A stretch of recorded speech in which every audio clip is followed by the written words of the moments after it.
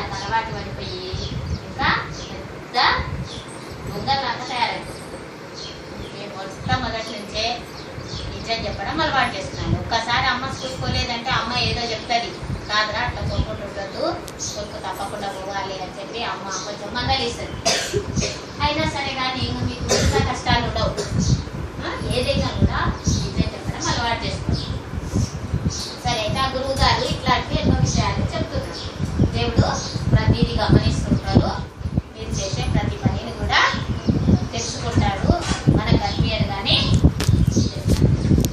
సరే ఇన్ని చెప్పింది కదా. ఒకరోజు మీకు కనుక ఇయర్లీ ఎగ్జామ్స్ పెడతారు చూడండి, అట్లా ఆ శిష్యులకు అరే మీకు ఒక పరీక్ష పెడతారని, సరే సార్ అంటారు. అందరు ఆ 10 మంది శిష్యులు కూడా వచ్చింది పరీక్ష అన్నాడు కానీ పేపర్ ఇవ్వలేదు, పెన్ ఇవ్వలేదు.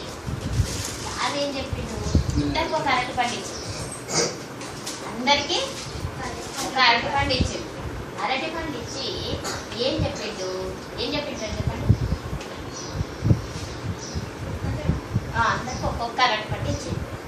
ఇచ్చి నాయన ఎవ్వరూ చూడకుండా ఈ అరటి పండు తినిరాడు, మీరు ఎట్లా తిన్నారో నాకు చెప్పాలి రేపు పాట. సరే సరే సార్ సరే సార్ అని అందరు అరటి పండు తీసుకొని పోతారు. తీసుకొని పోయి ఇంకా ఆయన ఏం చేస్తాడు, టమిన్ పోయి ఎవ్వరు కదా అని చెప్పి పైకి ఎక్కిపోతాడు. టమిన్ పోయి ఆ గుట్ట మీద కూర్చొని ఇంకొకరు చూస్తలేరని చెప్పి తినేస్తాడు. ఇంకొక ఆయన ఏం చేస్తాడు, నీళ్ళలో పోతాడు. నీళ్ళలో అయితే ఎవ్వరు లేకుంటారు కదా అని చెప్పి నీళ్ళలో మునిగి గొప్పగా అనుకుంటూ తినేస్తాడు. ఇంకొక ఆయన ఏం చేస్తాడు, రూమ్లో పోతాడు. పోయి ఆ రూమ్ మూసుకొని ఎవ్వరు లేరని చెప్పి ఆడాడ చీమలు అవి ఉంటే వాటి మీద తీసేసి తినేస్తాడు. అట్లా మిగతా వాళ్ళు రకరకాలుగా చెట్టు మీద ఎక్కి తింటారు, ఒక్కరొక్క దగ్గర అట్లా పోయి తింటారు. ఒక్క ఆయన మాత్రం అది మనం తినకుండా తీసుకొని వస్తాడు. సరే మరుసటి రోజు అందరు వస్తారు కదా, ఇంకొకరొక్కటి గురువు గారు అడుగుతారు, నువ్వు ఎక్కడ తిన్నావురా అంటే, సార్ నేను ఎవరు చూడకుండా గుడ్డ మీద పోయి తిన్నా సార్. ఒకడేం చెప్తాడు, నీళ్ళలో మునిగి తిన్నా సార్ ఎవరు చూడదు. మళ్ళీ ఇంకొక ఆయన ఏం చెప్తాడు, అది మూసుకున్నా సార్ ఎవరు కనిపించలే, నాకు ఎవరిని చూడకుండా తిన్నా. అట్లా అందరూ ఒక్కరొక్కరు ఎక్కడెక్కడ తిన్నారో అన్నీ చెప్తారు. ఇంక ఈ పిల్లోని లాస్ట్ పిలుస్తాడు, ఏం రాను అద్దెపడి తినకుండా వచ్చినవి ఎందుకు అంటాడు. సార్ నాకు ఎక్కడ పోయినా దేవుడు ఉన్నాడని చెప్పేది కదా, ఎవరు చూడకుండా తినడం అంటే ఎవరు చూడకపోయినా మనుషులు చూడకపోవచ్చు, జంతువులు చూడకపోవచ్చు, కానీ దేవుడు ఎక్కడైనా ఉంటాడు కదా, మరి అందుకే నాకు ఎక్కడ తినాలో తెలియలేదు తీసుకొచ్చిన సార్ అంటాడు. అందుకే నిజమైనటువంటి నా యొక్క బోధన అర్థం చేసుకున్నాడు నువ్వు ఒక్కడవే.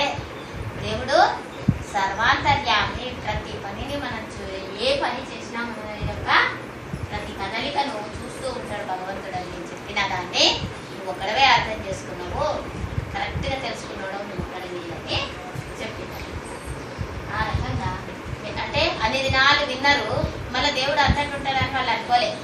నీళ్ళలో మునిగితే దేవుడు లేడు అనుకున్నారు కదా, ఎవరు లేరనుకున్నారు కానీ ఎవరు లేకపోయినా ఎవరు ఉంటారు అనుకున్నారే, దేవుడు.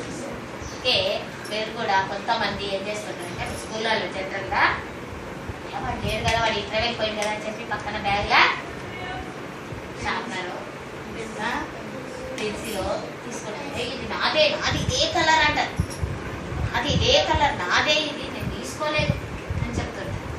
కానీ ఈ విషయం మా పిల్లలకి తెలియదు, కానీ ఎవరికి తెలుస్తుంది, దేవుడికి తెలుస్తుంది. కాబట్టి మనం చెప్పేది కానీ చేసేది కానీ ప్రతిదీ దేవుడు గమనిస్తుంది. మనం ఒక్కొక్కసారి కష్టం వచ్చినప్పుడు కూడా దేవుని ప్రార్థన చేస్తాం, దేవుడా నాకు వాళ్ళ పరీక్షలు అన్నీ చదువుకునే రావాలా, నేను మర్చిపోవద్దు, ఈ చదువుకున్నది బాగా గుర్తుకుండాలి అని చెప్పి మన మనసులో అనుకుంటాం. మన మనసులో అనుకున్న దేవునికి ఎట్లా తెలుస్తుంది,